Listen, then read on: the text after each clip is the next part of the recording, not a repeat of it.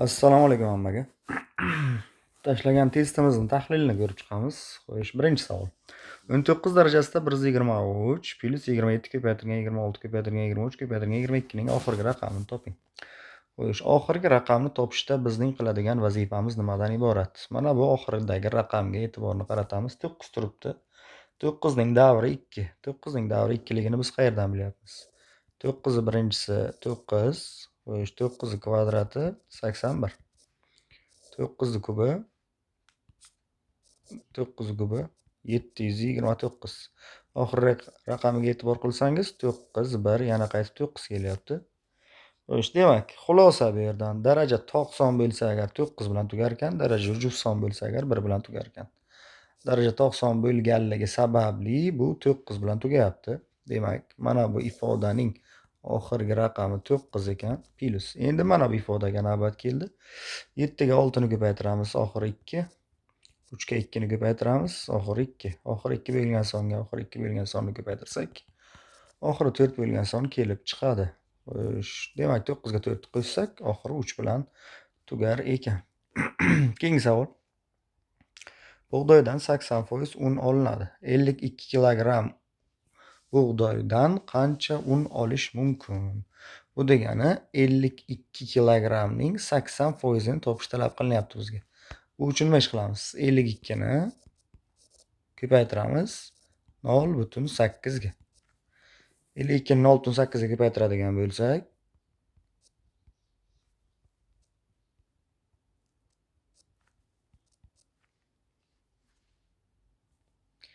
41,6 degan javob kelib chiqadi. Ya'ni C javob. Keyingisi. Doiralardagi qiymatlar yig'indisi 6 ga teng bo'lsa, x ning qiymatini toping. Demak, barchasini qo'shsa agar javob 6 chiqar ekan. Qo'shib qo'yaylik. Mana bu yoqdagi x, mana bu yoqdagi 3x, mana bu yoqdagi 2x ni qo'shadigan bo'lsak, uchalasi bizga beradi 6x ni. 6x. Xo'sh, ana endi sonlarni qo'shamiz. 8 bor, -11 bor va 10 bor. Mana bu ikkalasi bizga -1 ni beradi. Bu bilan birgalikda 7 ni beradi. Xo'sh, 6x plus 7 plus 5x taqsimda 3 teng bo'lyapti bizga 6 ga.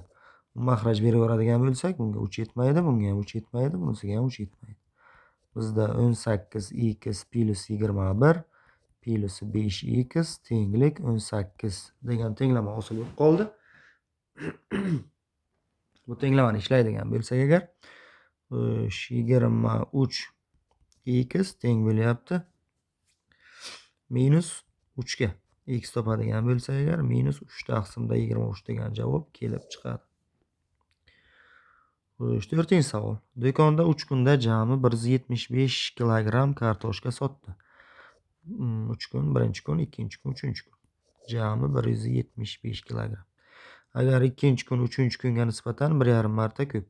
2-kun 3-kunga nisbatan 1,5 marta ko'p. O'sha 3-kunni x deb oladigan bo'lsak, 2-kun 1,5x.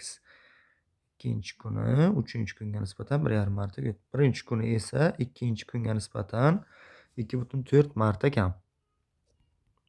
1,5x ni bo'lamiz 2,4 ga. Sotgan bo'lsa, do'kon 1-kuni necha kilogramm kartoshka sotgan? Buni tenglamasi quyidagicha bo'ladi.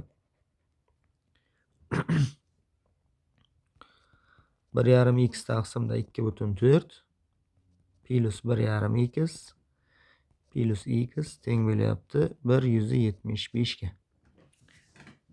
Xo'sh, buni endi 1,5 ni bo'lamiz. Birinchi 2,4 ga. Xo'sh, 0,625. Qo'shamiz 1,5 ni. Qo'shamiz 1 ni. 3,125x teng bo'lyapti 175 ga. Bu yerdan endi x topishimiz uchun 175 ni bo'lishimiz kerak 3,125 ga. X tenglik 56 degan javob kelib chiqar ekan. Ana endi bizdan 1-kunni so'raganligi uchun 56 ga 1,5 ni ko'paytirib 2,4 ga bo'lamiz. 35 kilogramm degan javob topilyapti. 5-savol. Tenglamani bajaring debdi. Mahraj beradigan bo'lsak, mahraj 4. Bunga 2 ta yetmaydi, bunisiga 4 ta yetmaydi, bunisiga ham 4 ta yetmaydi, bunisiga ham 4 ta yetmaydi. Va bizda quyidagicha tenglama hosil bo'lib qoldi. 6x plus 2 plus 4x plus 6 minus 10x plus 8 tenglik 16 degan tenglama hosil bo'lib qoldi. Mana bular qisqarib ketgandan so'ng bizda qo'shadigan bo'lsak 2, 6, 8 ni 16 tenglik 16 hosil bo'lyapti. Bu cheksiz kub yechimga ega degan. 6-savol. Yo'lovchi poyezdi bir shahardan 50 km/soat tezlik bilan yo'lga chiqdi. 3 soat o'tib, elektropoyezd 80 km/soat tezlik bilan yo'lga chiqdi. Qancha vaqtda yetib boradi? Demak, bu yerda biz e'tibor qilishingiz kerak bo'lgan narsa 50 km/soat tezlik bilan harakatlanyapti, 3 soat harakatlanyapti. Demak, 150 km masofaga yurib bo'ldi yo'lovchi poyezdi. Shuning orqasidan 50 km/soat tezlik bilan yo'lovchi poyezdi, elektropoyezd yo'lga chiqdi. Ikkalasi mana bir-birini qo'yayotganligi uchun tezliklari ayriladi. 80 dan 50 ni ayiradigan bo'lsak, demak, ular 30 km/soat tezlik bilan yaqinlashyapti. 150 kilometrni yo'qqa chiqarish uchun 30 km/soat tezlik bilan jami 5 soat harakat qilish darkor. 7-savol. 18 ta ishchi ma'lum ishni 24 kunda bajaradi. Bu yerda biz A barobar n ko'paytirilgan t degan formuladan foydalanamiz. Ya'ni 18 ga 24 ko'paytirsak ishning qancha ekanligi kelib chiqadi. O'sha 12 ta ishchi qanchada bajaradi deganligi uchun o'sha 12 ni ko'paytiramiz qandaydir x ga. Buni hisoblaydigan bo'lsa agar x tenglik 36 degan javobni topamiz. Keyingi savol. Rasmdan foydalanib to'rtburchakning perimetrini toping. A tenglik 11 ekanligi berilgan. Demak, ikkinchi tomoni 15 ekan. Perimetrini topishimiz uchun 11 ga 15 ni qo'shib 2 ga ko'paytirishimiz kerak. Bo'ladi 52. 9-savol. 3 ta traktor 2 kunda 90 litr benzin sarflasa, 2 ta traktor 5 kunda qancha sarflaydi?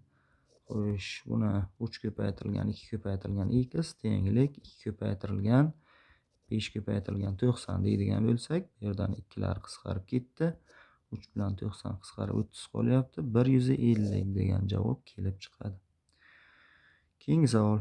7 ta sonning o'rta arifmetigi 13 ga teng. Demak, sonlar A1 plus A2 plus va hokazo A7 ni topishimiz uchun biz 13 ga 7 ni ko'paytirishimiz kerak.